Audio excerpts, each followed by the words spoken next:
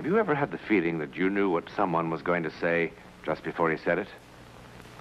Or have you ever walked into a strange room and had the sensation that you'd been there before?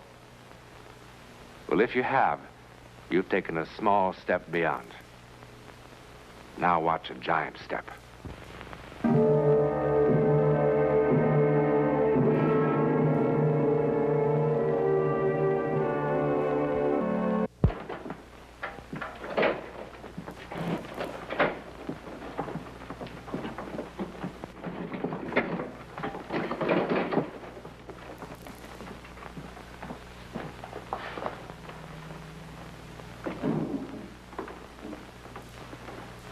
I'm looking for Lieutenant Barnes. That's me. Oh, Mr. Newland, isn't it? Yes. Well, didn't you get my wire last night? No, just the letter. Oh, well, I sent you a wire and told you not to come up. Well, it's strange I didn't get it. The letter said the house was being torn down today. Yeah, well, it's all a mistake. I acted on an impulse. An impulse? All right, Lieutenant. That's kind of normal. We all have impulses. Look, I changed my mind, okay? Sure. I'm sorry to have brought you up here for nothing, and I'll be glad to pay your expenses. No, that's not necessary, Lieutenant. I kind of enjoyed the ride. Believe me, this is not the first wild goose chase I've been on. Look, if I told you about the house, nobody'd believe it. I haven't got a scrap of proof. But you believe it, don't you? Yeah.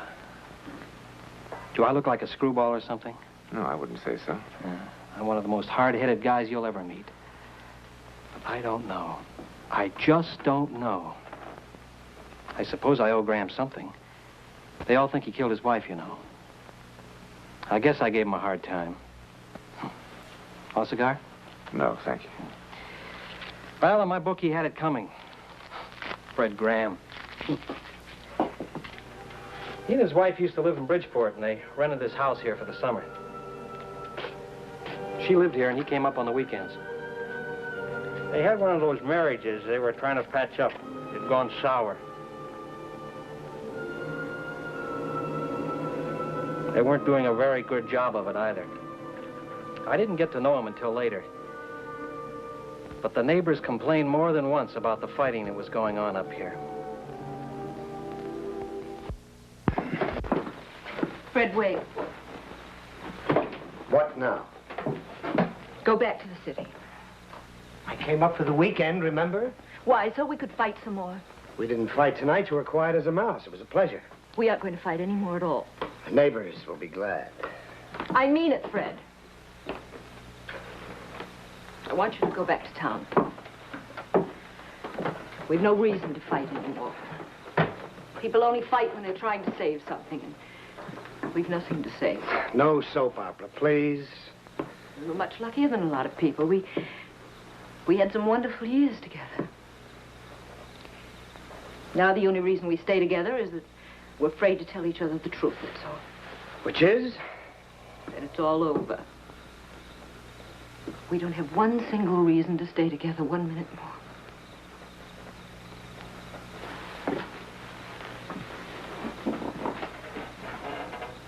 You want a divorce? Well, do you? No. Then what? I'm just going into the house. It's a remarkable house. Terrible house. I was sitting in the living room this afternoon thinking about how absolutely finished we were. And deciding it was all my fault. No, it's nobody's fault. I just felt empty and useless. Just wanted to die. I didn't have one reason to be alive. Not one single reason, not a child. And whose fault is that?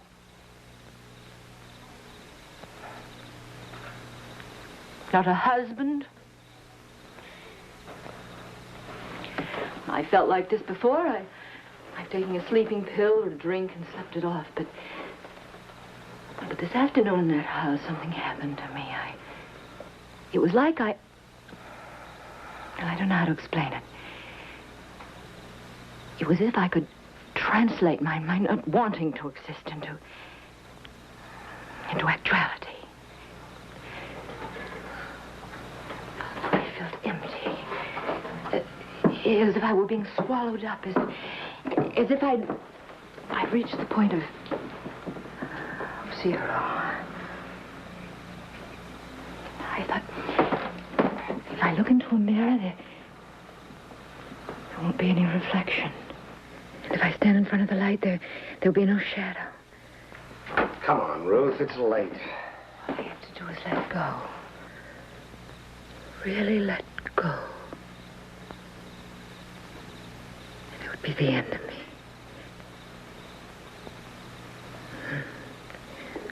Then I heard your car in the driveway, and I thought, wait. Give it one more try.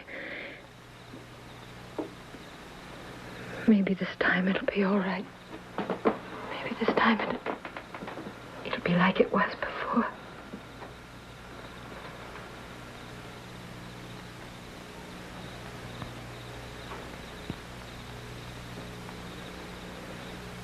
How silly.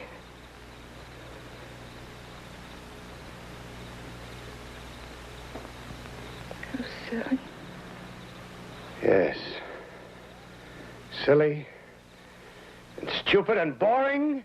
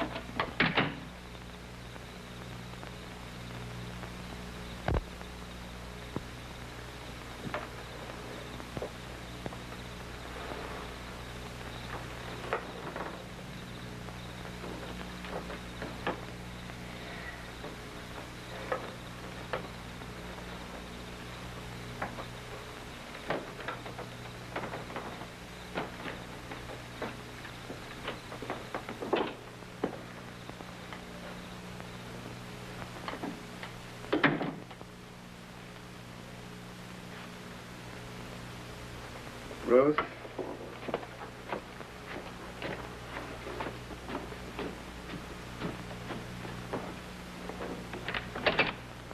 Ruth, why don't we stop all this nonsense and try to get along like grown-up people do?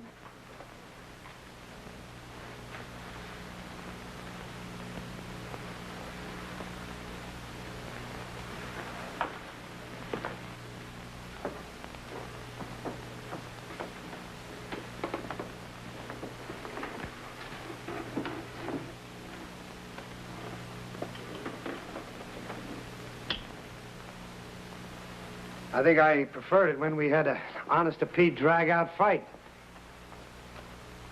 Didn't you?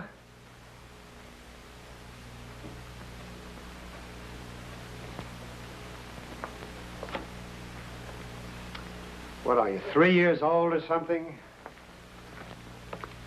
Where are you?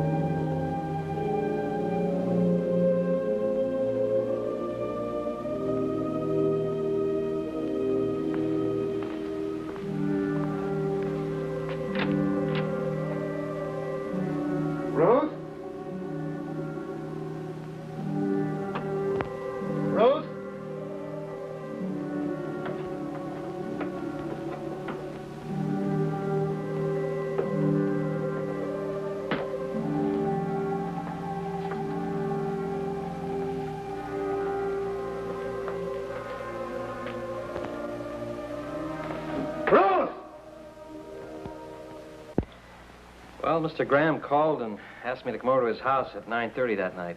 What did he say? But his wife had disappeared. Did he have any idea where she'd gone? No, but he had a pretty wild theory. Yes? Well, he was kind of excited and upset, and he didn't seem to make much sense, but... Well, the gist of it seemed to be that she had walked into the house and vanished into thin air. That's what happened, I swear. What did you do then, Lieutenant? Well, I looked the house over from top to bottom. I couldn't find her or her body. Your Honor, I move the phrase, "or her body," be stricken from the records. Well, all right, Henry, but again, let me remind you that this is only the preliminary hearing, not a trial, and the prosecutor is allowed a little more leeway to develop his case. Go ahead, Lieutenant. Well, then I checked all the neighbors here in town. Yes? There seemed to have been some trouble in the marriage. A lot of fights. Your Honor, that's hearsay. I have 10 witnesses who are willing to go into great detail. Your Honor, that's nobody's business but mine. Then I went to Bridgeport to the apartment. Checked the neighbors there. It was the same story. I have several sworn statements from the neighbors, Henry. What else did you do to try to locate Mrs. Graham besides going through the house? Well, we dragged the lake for 3 days and couldn't find a body. Sent wires to all her friends and relatives. We sent a missing persons circular throughout the East. And no results? Nothing. With all this evidence of motive piling up on my desk, I went over to the district attorney's office and asked him to swear out an indictment of murder. I didn't kill Ruth. Mr. Graham, you must not do that again. That's the case for the state at this time. Except that I would again like to point out that perhaps people disappear into thin air in India or places like that, but not in good old Connecticut. And I strongly believe that we have enough evidence to hold this man for trial. Based on what's been presented today, the court must find that the prosecution has failed to make any case at all in the important area of corpus delicti. Lacking circumstantial evidence that a crime has been committed, the charge of murder in the first degree is dropped. Does that mean I'm free? Sounds like it, doesn't it? Thank God. Let me urge the prosecutor to continue his investigations, and let me assure him that should there be new evidence, this court will be very happy to cooperate to the fullest in the cause of justice.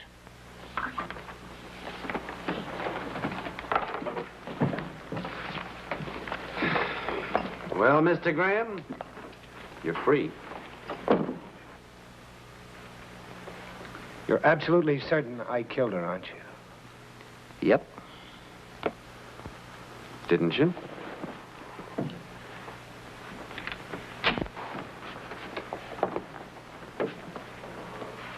Nice going, Graham.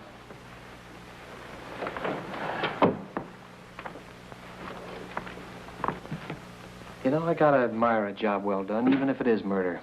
Now, look. You're clean as a whistle. So pack your suitcases, lock your house, go back to Bridgeport, and have a big laugh. But let me warn you, if I so much as find one hair of her head, one blood stain, one fingernail, I'm going to get you if it's the last thing I ever do. I'll make it easy on you, Lieutenant. I'm going to stay in that house. I'll bet. I'm going to tear that house apart until I find out what happened to my wife. Uh-huh. I am.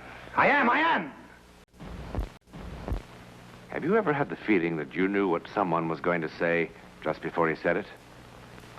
Or have you ever walked into a strange room and had the sensation that you'd been there before? Well, if you have, you've taken a small step beyond. Now watch a giant step.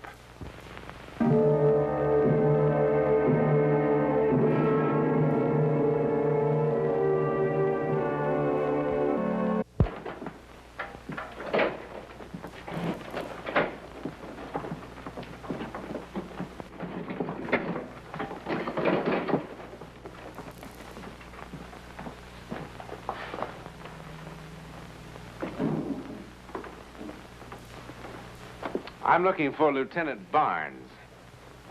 That's me. Oh, Mr. Newland, isn't it? Yes. Well, didn't you get my wire last night? No, just the letter. Oh, well, I sent you a wire and told you not to come up. Well, it's strange I didn't get it. The letter said the house was being torn down today. Yeah, well, it's all a mistake. I acted on an impulse. An impulse? All right, Lieutenant. That's kind of normal. We all have impulses. Look, I changed my mind, okay? Sure. I'm sorry to have brought you up here for nothing, and I'll be glad to pay your expenses. No, that's not necessary, Lieutenant. I kind of enjoyed the ride. Believe me, this is not the first wild goose chase I've been on. Look, if I told you about the house, nobody'd believe it. I haven't got a scrap of proof. But you believe it, don't you? Yeah. Do I look like a screwball or something? No, I wouldn't say so. I'm one of the most hard-headed guys you'll ever meet. But I don't know. I just don't know. I suppose I owe Graham something. They all think he killed his wife, you know. I guess I gave him a hard time. Want a cigar? No, thank you. Well, in my book, he had it coming. Fred Graham. He and his wife used to live in Bridgeport, and they rented this house here for the summer. She lived here, and he came up on the weekends. They have... What is this? Who are you?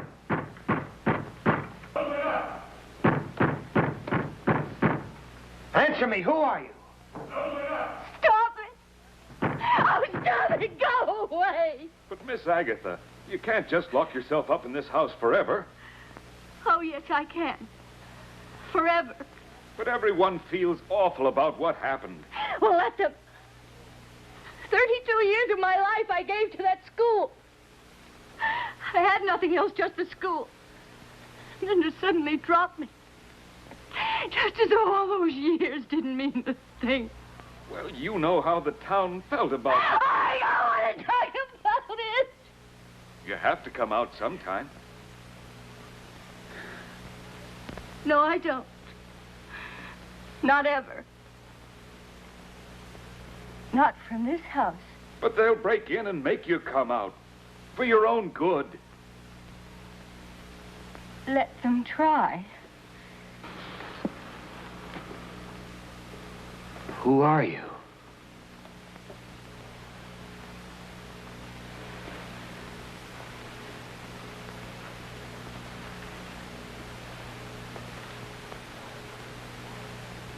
Answer me, who are you?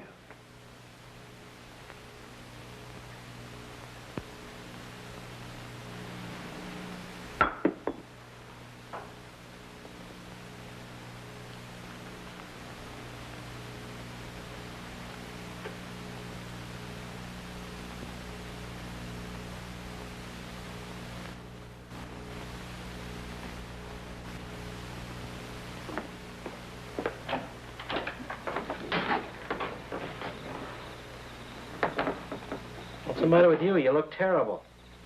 Something crazy just happened. What's the matter? You been drinking? She talked just like Ruth did. Who? Her name was Agatha. What are you talking about? She taught school for 32 years. Who did? What are you doing in front of my house? Well, I like to sit here and hear you tear things apart. I reported you to the real estate man. That was my duty, you know. But he said you'd posted a bond to take care of all the damages, so it was okay with him. Besides, they're going to tear this house down and build a highway through here. Look, when are you going to stop this foolishness and tell me how you killed her? You're going to feel a lot better about it when you do. Leave me alone. I'll never leave you alone. Where would the school records be kept? The city hall. Are they public records? Could I get to them? Yeah. You're a citizen, aren't you?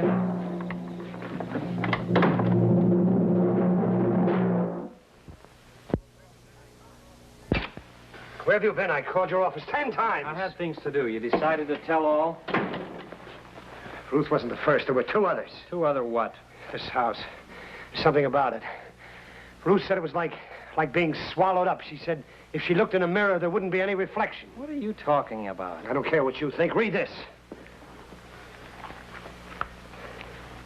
It's a very old newspaper, October 24th, 1858. Read what it says about Agatha Dunlap under the headline, Strange Disappearance. All right, what's the name of the game we're playing now? She was fired for being an abolitionist, yes. Right here in New England. So what's that got to do with anything? She lived in this house. Then when she had nothing to live for anymore, she locked herself in, and nobody ever saw her again. So? It says so right here in black and white. I don't care if it says it in orange and blue. Nobody locks themselves in a house and then disappears. My wife did. You killed your wife. I didn't. Somebody else disappeared the same way. It mentions him in the same article. Some of the older residents recall that a man named Harrison Frazier, who built the house in 1821 for his bride, only to lose her in childbirth a year later, also closed himself in the house and apparently was never seen again. You know, I gotta hand it to you, Graham. You're good. You're very good. What are you going to all this trouble for? What?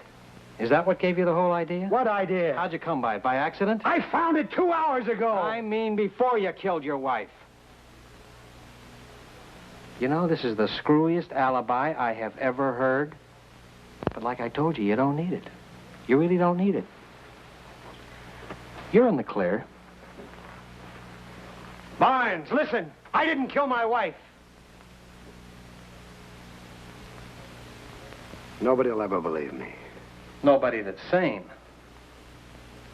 I didn't believe Ruth. I thought she was out of her mind. But I didn't kill her. And nobody will believe me. And that's about all I had to live for. I guess this is how Ruth felt. That school teacher and the poor guy whose wife died on him. All I had to do was let go, and that would be the end of me. That's what Ruth said.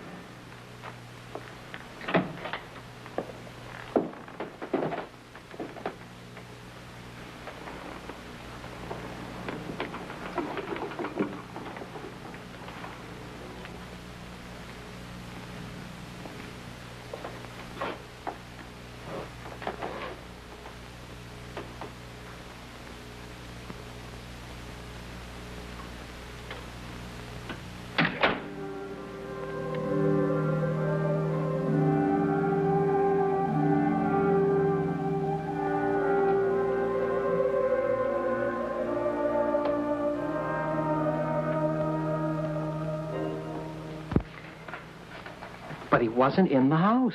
He wasn't there. I'll be logical. How can that be? Well, it's happened many times before, Lieutenant. People have simply vanished from ships, airplanes, and houses just like this, without a trace. Look, nobody in town knows about this. They all think he took off, so if you do decide to use any of it, change the name or change the place, change anything, will you? I understand, sir. Okay. Thank you. Where can he be? I haven't the slightest idea.